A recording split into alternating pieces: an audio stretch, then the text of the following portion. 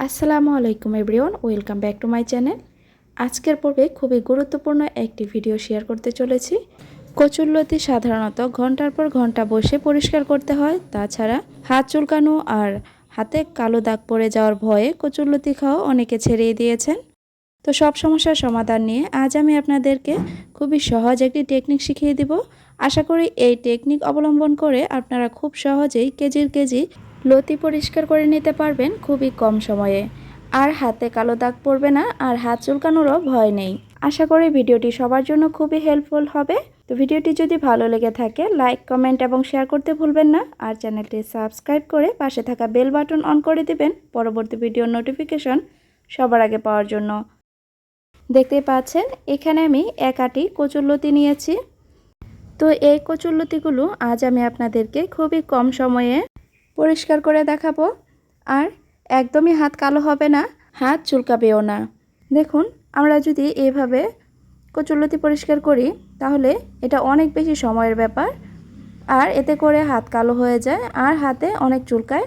যাদের অ্যালার্জি সমস্যা আছে তাদের অনেক বেশি চুলকানি হয়। তো আমি এই লতিগুলো এভাবে পরিষ্কার করব না। চুলা একটি পাত্রে আগে থেকে পানি ফুটিয়ে নিয়েছি। এখন এই ফুটন্ত পানিতে দিয়ে দিচ্ছি সেই কচুরলতিগুলো। এইগুলো দিয়ে দেওয়ার পর এটাকে ঢাকনা দিয়ে ঢেকে দিব।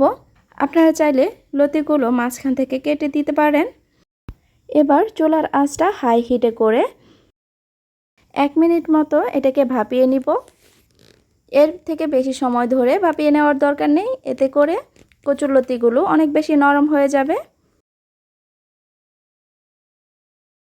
জাস্ট 1 মিনিট মতো জাল করে নেওয়ার পর চুলাটা অফ করে দিয়েছি। এবার পানি ছড়িয়ে এখান থেকে লতিগুলো উঠিয়ে নিতে হবে, তা না হলে এই গরম পানিতে থাকলে লতিগুলো অনেক বেশি নরম হয়ে যাবে।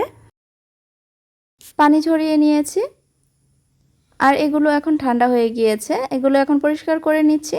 তো আমি কিভাবে কাজটা করছি সেটা আপনার স্কিনে দেখে বুঝে যাবেন খুব সহজেই।